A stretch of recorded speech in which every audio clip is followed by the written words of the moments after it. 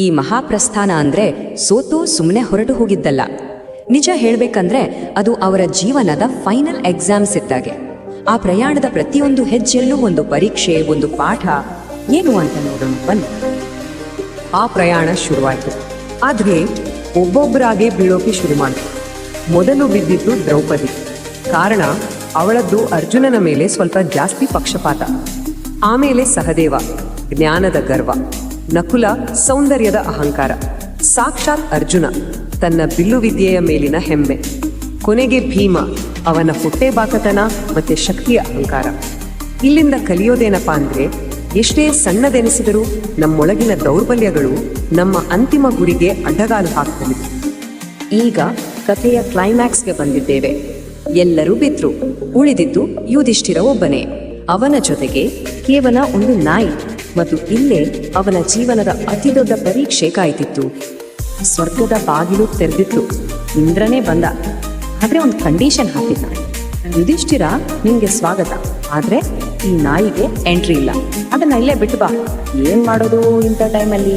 ಒಂದು ಕಡೆ ಸ್ವರ್ಗ, ಇನ್ನೊಂದು ಕಡೆ ಜೊತೆಗೆ ಬಂದ ಒಂದು ಜೀವ.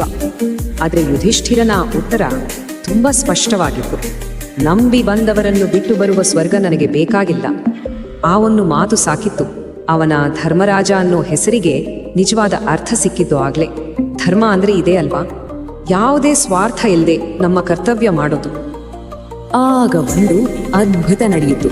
ಆ ನಾಯಿ ತನ್ನ ನಿಜ ರೂಪಕ್ಕೆ ಬಂತು. ಅದು ಬೇರೆ ಯಾರೂ ಅಲ್ಲ, ಸಾಕ್ಷಾತ್ ಧರ್ಮದೇವನೇ ನಾಯಿಯ ರೂಪದಲ್ಲಿ ಬಂದಿದ್ದ. ಯುಧಿಷ್ಠಿರ ಫೈನಲ್ ಟೆಸ್ಟ್ ಪಾಸ್ ಆಗಿದ್ದ.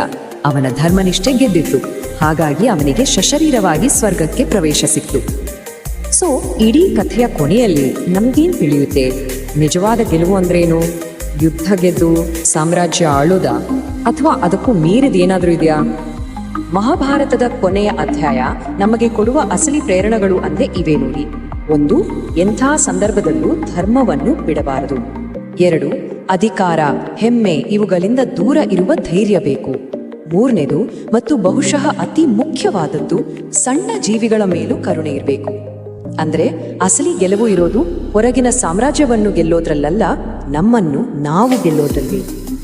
ಪಾಂಡವರದ್ದು ಒಂದು ಮಹಾಪ್ರಸ್ಥಾನ. ಹಾಗೆಯೇ ನಮ್ಮೆಲ್ಲರ ಬದುಕು ಕೂಡ ಒಂದೊಂದು ಮಹಾಪ್ರಯಾಣವೇ ಅಲ್ವಾ? ಹಾಗಿದ್ರೆ ನಮ್ಮ ಈ ಜೀವನ ಅನ್ನೋ ಮಹಾಯಾತ್ರೆಯಲ್ಲಿ ನಾವು ಕಲಿಬೇಕಾಗಿರುವ ಆ ಅಂತಿಮ ಪಾಠ ಯಾವುದು? ಯೋಚಿಸಿ.